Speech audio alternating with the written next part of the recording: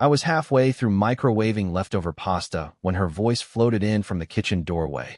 Casual, but loaded in that way only certain sentences can be. You know, you should save up for a real vacation someday. I blinked. What's that supposed to mean? She was scrolling her phone, not even looking at me. You know, somewhere nice. Not just your little road trips to the mountains or those weekend cabin rentals. I mean an actual trip. Europe. A resort. Something worth posting about. I laughed at first, because I thought she was joking. But she wasn't smiling. You're 32, she added, and you've never even been overseas. Don't you want to experience a real vacation before you're too old? The pasta in my hands suddenly looked like a metaphor. Cheap, practical, unexciting. I like my trips, I said. I hike. I camp. I see new places. That's fine, she said, the word bending like an insult. But it's not the same.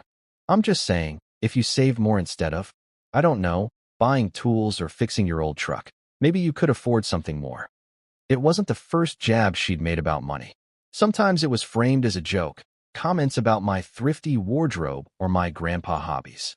But this one stuck, probably because she didn't even seem to realize how condescending she sounded. I let it go in the moment, but it chewed at me for weeks. I work hard. I'm not rolling in cash, but I've never carried debt outside my mortgage. My truck is 15 years old, but runs like new because I maintain it. I don't blow money on things I can't afford. And yeah, my vacations aren't Instagram-worthy, unless you think foggy mountaintops and trail mix qualify, but they make me happy.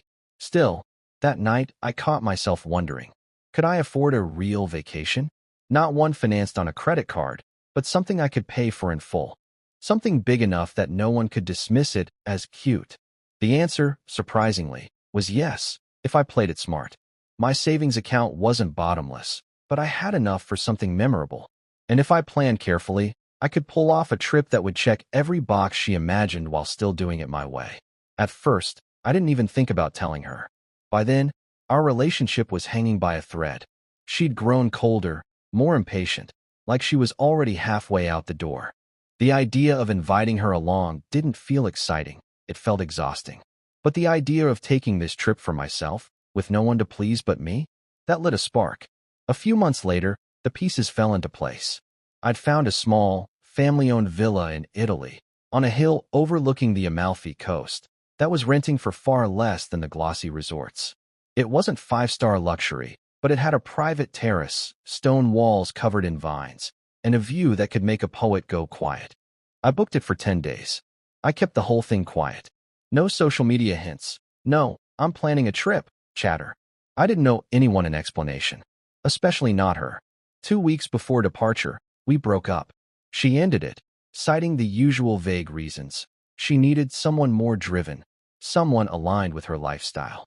It stung, sure, but mostly it felt like relief. There was no fight, no tears, just a mutual understanding that we were done. The morning I landed in Naples, the air was thick with salt and sunlight. The drive to the villa wound through cliffs and lemon groves, each turn opening into views more surreal than the last. When I stepped onto that terrace for the first time, jet-lagged but grinning, I knew I'd made the right call.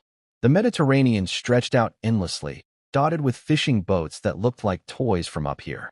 I'd been there 3 days, eating fresh seafood, wandering cobblestone streets, watching sunsets bleed into the horizon, when I stopped into a tiny post office. That's where the idea hit me. I bought a single postcard. On the front, the exact view from my terrace, the coastline glowing gold in the late afternoon. But the photo wasn't enough. I asked the guy at the front desk if he'd take a picture of me right there on the villa balcony, holding a glass of wine. He obliged. And standing beside me in that photo, smiling like she belonged there, was someone my ex used to envy every time her name came up. That postcard was going to say everything without a single cruel word. By the time I walked back from the post office, the sun was low, the sky over the water melting from gold into that deep indigo that makes you feel like you're standing inside a painting. I set the postcard on the little wooden table on my terrace and just stared at it for a minute. The photo the clerk had taken was perfect, not just the view, but me, relaxed, and actually happy in a way I hadn't been in months. And standing beside me, with her arm looped through mine, was Elise. If my ex had a list of people she hated to admit she admired, Elise would have been at the top. They'd met a few times, through mutual friends, and every time afterward my ex would get this brittle tone when she talked about her. Elise was too polished, too put together, probably fake. But underneath, I could tell she was jealous of Elise's confidence, her easy charm, her career that actually took her places. I hadn't planned on running into Elise in Italy. She was here on business for a few days, extending it into a short vacation. When I bumped into her in town, it was like no time had passed. We caught up over espresso, then over dinner, then over a bottle of wine on my terrace. She was just good company, the kind that makes the air feel lighter. I flipped the postcard over and thought about what to write. Something petty would have been easy. Guess I finally afforded a real vacation. But that wasn't the point. I wanted it to be casual, almost boring on the surface, but loaded enough that she'd read it twice. I wrote, "Weather's been perfect. Villa's even better. Ran into an old friend, small world. Hope you're well." That was it. No signature beyond my name. I slid it into the little outgoing mail slot at the post office the next morning, imagining the moment weeks from now when she'd pull it out of her mailbox. She'd turn it over, see the picture, and the timeline in her head would start to unravel. She'd have questions. She might even convince herself she didn't care. But I knew she would. The rest of the trip, I didn't think about her much. I swam in the warm, clear water. I wandered through markets that smelled like citrus and fresh bread. Elise and I took a ferry to Capri for a day, laughing like teenagers when the spray from the boat soaked us. Every night, I'd watch the lights flicker on across the coastline and feel like I was somewhere I was always meant to be. By the time I boarded my flight home, I wasn't just proud of affording a real vacation. I was glad I'd done it on my own terms, without debt, without someone beside me who thought experiences only counted if they could be flaunted online. Still, I'd be lying if I said I wasn't curious about when that postcard would land. I'd almost forgotten about the postcard by the time it arrived in her mailbox. 2 weeks had passed since I'd returned home from Italy. My sunburn had faded, my suitcase was unpacked, and my fridge was stocked with the kind of practical, everyday groceries that don't inspire Instagram posts. Eggs, milk, the bread I liked from the bakery down the street. Life felt steady. No silent judgment from across the dinner table. No passive-aggressive comments about how I settled for less in life. No undercurrent of pressure to turn every weekend into something worth posting. Then her name lit up my phone. Claire. The message preview alone made my pulse kick up a notch. Nice vacation. Interesting company. I opened it. That was all she'd sent. But I didn't need more.